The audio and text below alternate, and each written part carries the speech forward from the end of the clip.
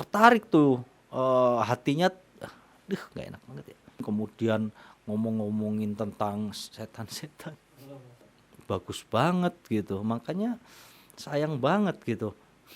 Gitu gitu gitu. Apa yang diceritain?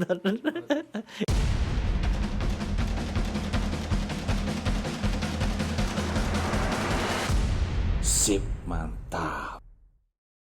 Hello guys, welcome to my channel. Gimana kabar kalian semua, sehat? Sip, mantap.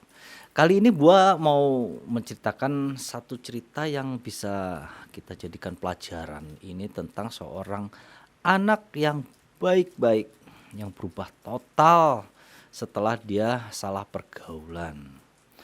Anak ini bernama Ricky Kaso. Oh ya, bagi kalian yang belum subscribe, silakan subscribe, like, and share. Dan aktifkan tombol notifikasinya agar kalian selalu update video-video dari channel gue. Ricky Kaso atau Richard Alan Kaso dilahirkan pada tanggal 29 Maret tahun 1967 di daerah Huntington, New York. Dia ini adalah satu lingkungan keluarga yang baik-baik ya. Bapaknya itu seorang guru sejarah dan seorang pelatih sepak bola. Sedangkan ibunya adalah seorang ibu rumah tangga biasa. Kehidupannya tidak ada masalah. Maksudnya bapak ibunya ini baik kepada si Ricky ini, dan semua kebutuhan sekolahnya, semua kehidupan pribadinya itu baik-baik aja sih, nggak ada masalah sampai dia ke gede. Jadi gedenya ini maksud gue sampai dia menginjak SMP guys. Saat itu dia baru kelas 3 SMP atau sekitar umur 15 tahun. Ricky Kaso mulai terkontaminasi oleh pergaulan yang nggak bener. Dia salah pergaulan dengan menemani teman-teman yang pecandu, teman-teman yang suka mabuk-mabukan, sampai akhirnya dia pun terseret ikut-ikutan seperti mereka. Emang sayang banget ya, si Ricky ini sebenarnya anaknya termasuk siswa teladan di sekolahnya. Olahraganya bagus, football, berarti kan badannya sehat. Belum prestasi di sekolahnya, nilainya juga bagus-bagus. Dari sejak SMP ini memang ancur-ancuran ya. Dia mulai awalnya itu hanya ngisep ganja doang gitu. Lama-lama dia mulai ikut-ikutan mengkonsumsi pil-pil jahat kayak LSD segala macem. Bahkan dia sampai menjuluki dirinya sendiri itu the king of acid atau raja asam gitu ya, raja asam. Dia mempunyai beberapa pengedar yang menjadi temannya, tempat dia langganan beli-beli obatan itu. Salah satunya ada pengedar yang rupanya dia menganut aliran sesat. Dia itu memuja setan. Sialnya gitu ya, si pengedar ini mengajak Ricky untuk bergabung dengan alirannya. Dan Ricky yang memang umur-umur 15 itu kan umur-umur labil banget ya, rentan, umur-umur memberontak, cari perhatian segala macam kan. Dia pun tertarik dengan ajakan pengedar narkoba itu. Kemudian si bandar narkoba ini mengajak si Ricky untuk ke rumahnya. Begitu sampai rumah dari bandar ini, Ricky kaget di situ karena banyak banget orang yang lagi fly ya, lagi high. Dia menemukan fakta gitu ya, bahwa para orang-orang ini fly itu gratis gitu loh. Disponsori sama si bandar, dikasih-kasihin aja obat itu, karena bandar bilang orang yang sudah masuk ke sektenya dia itu dianggap sebagai keluarga. Jadi nggak perlu lagi untuk beli obat-obatan. Disitulah Ricky Kaso ini merasa, wah, bahwa ini adalah keluarga yang sebenarnya. Gila juga ya, keluarga yang sebenarnya. Makanya sejak itu si Ricky ini benar-benar terjerumus dan benar-benar ikut ke dalam sekte si bandar itu. Dan sejak itu pula si Ricky ini semakin hancur ya kehidupannya. Dia mulai jarang pulang ke rumah, dia lebih memilih untuk tidur di emperan, tidur di rumah bandar itu. Dia mulai mencuri. Bahkan ada beberapa hal nyeleneh yang dilakukan oleh si Ricky. Si Ricky suka nongkrong berhari-hari di kuburan. Nongkrong aja gitu sambil mabuk-mabukan gitu ya, nggak jelas banget. Bahkan dia sempat mencuri tulang belulang dari mayat, nggak tahu buat apa. Terus dia pernah menyelinap masuk ke Amityville House. Jadi Amityville House itu adalah rumah yang dianggap rumah hantu karena di situ pernah terjadi pembunuhan sekeluarga oleh oleh orang yang kerasukan setan. Di situ dia juga melakukan tarian-tarian setan. Pokoknya si Ricky Kaso ini sudah benar-benar terjerumus dan sudah benar-benar percaya bahwa dia adalah budak setan. Sementara itu orang tua dari Ricky Kaso ini jelas merasa khawatir ya dengan pergaulan anaknya ini. Makanya mereka pun memaksakan Ricky untuk diinapkan ke rumah sakit mental. Jadi supaya si Ricky ini direhabilitasi gitu loh. Cuman sayangnya pada saat direhabilitasi ini si Ricky bersifat normal guys. Memang dia kan tidak bisa mengkonsumsi obat-obatan ya, obat-obat yang bikin dia mabuk gitu. Makanya dia tampak normal, ngobrol juga ngobrol normal aja, dan memang dia orangnya pinter kan. Makanya sampai pihak rumah sakit ini akhirnya ngambil kesimpulan bahwa si Ricky Kaso ini nggak perlu direhabilitasi, dia baik-baik aja, sehat-sehat aja. Akhirnya si Ricky Kaso pun dipulangkan kembali ke rumah orang tuanya. Setelah kembali ke rumah orang tuanya, balik lagi guys. Jadi dia kembali mengkonsumsi lagi, kembali jarang pulang lagi, kelakuannya balik lagi. Di sekte setan itu dia berkenalan dengan dua orang yang teman dekatnya, namanya Jim sama Albert. Hingga kemudian pada satu hari si Ricky, si Jim sama si Albert itu menghadiri satu pesta yang diadakan oleh salah satu anggota sektenya. Mereka datang berempat ya, satunya itu namanya si Gary. Jadi si Gary ini memang deket tapi nggak dianggap sebagai teman deket banget gitu, cuman cukup akrab mereka itu. Mereka pun datang ke pesta itu dan melakukan hal-hal yang aneh-aneh. Ya udah kebayang ya kalau pesta untuk sekte setan tuh pestanya kayak apa sih, kayaknya nggak kayak pesta-pesta biasa kali ya. Sampai akhirnya keempat orang ini mengkonsumsi obat-obatan kembali dan mereka semua pun mabuk semua. Si si siapa teh, si Ricky, si Albert sama si Jim ini pun sampai tertidur pulas karena saking mabuknya. Si Gary juga mabuk berat tapi dia nggak sampai tertidur pulas. Nah, si Gary ini tahu bahwa si Ricky Kaso ini membawa obat-obatan banyak di kantongnya.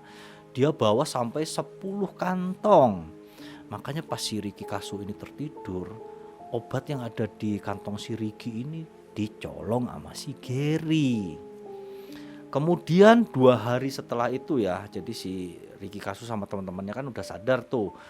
Cuman mereka, lah obat-obatan gua pada kemana nih, kata si Ricky teh. Sampai akhirnya dia mendapatkan info dari temannya yang ada di pesta itu bahwa yang ngambil adalah si Gary. Kemudian dia nanyai dong ke si Gary ini kan, Gary, kamu kenapa ngambil obat-obatan saya? Sini kembaliin obat-obatnya. Si Gary cuman ngembaliin 5 guys, dari 10 itu cuman ada 5, sedangkan yang 5 ngakunya itu sisanya itu sudah dikonsumsi sama dia, udah habis. Tapi Gary bilang ke si Ricky, ini cuman 5 dulu bro, yang lain gua beli aja deh. Kan satunya harganya $10 ya, jadi 5 itu kan $50, gua gantiin aja duitnya. Saat itu si Ricky ini memang iya aja, cuman dia dongkol tapi iya aja kan. Padahal guys itu adalah salah satu pemicu untuk si Ricky Kaso ini merencanakan untuk membunuh si Gary. Saking keselnya guys, rupanya si Ricky ini dendam pada si Gary. Pada tanggal 19 Juni tahun 1984, saat itu si Ricky ini berusia 17 tahun. Dia udah merencanakan dengan detail rencana akan menghabisi si Gary. Dia mengajak temannya nih, si Jim sama si Albert tadi.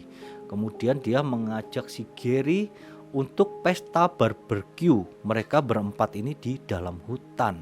Sesampainya di hutan, mereka memang mengadakan pesta kecil-kecilan ya. Mereka mengadakan mereka bakar api unggun, kemudian mereka bercerita-cerita tentang setan. Mereka kemudian menari-nari, menyanyi-nyanyi gak jelas. Pada malam itu rupanya dosis dari obat-obatan yang mereka konsumsi ini udah banyak banget ya. Hingga empat-empatnya ini mulai mabuk, mulai high.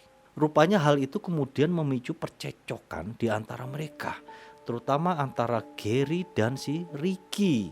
Kemudian pada saat si Gary ini duduk di dekat api unggun sedang menghadap ke belakang gitu ya, membelakangi si Ricky, tiba-tiba si Ricky langsung nusuk guys, nancepin pisau ini ke tengkuk dari si Gary.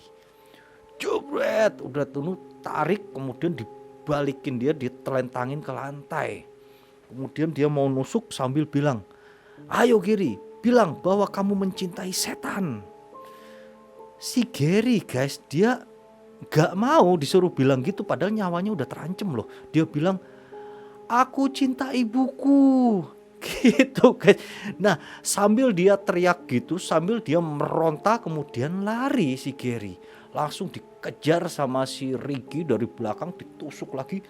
Jret. Kemudian dibalikin lagi, ditusuk sampai penyelidikan polisi menunjukkan ada 37 tusukan yang bersarang di tubuh Gary. Gak hanya itu guys, rupanya mata si Gary itu juga dicongkelin dua-duanya.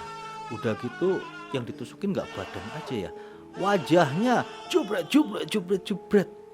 Orang sampai ditemukan itu gak dikenali lagi, mukanya hancur gak karu-karuan kok. Jadi memang kejadian ini terjadi sangat cepat dan dua teman dari si Ricky itu pada bengong.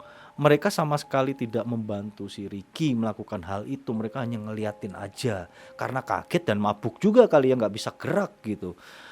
Setelah itu si Ricky ini mulai mengerat atau motong kecil-kecil tubuh si Gary sambil bergumam ngomongin soal setan. Jadi kayak ngomongin apa ya, ayat-ayat setan dengan bahasa gak jelas gitu loh.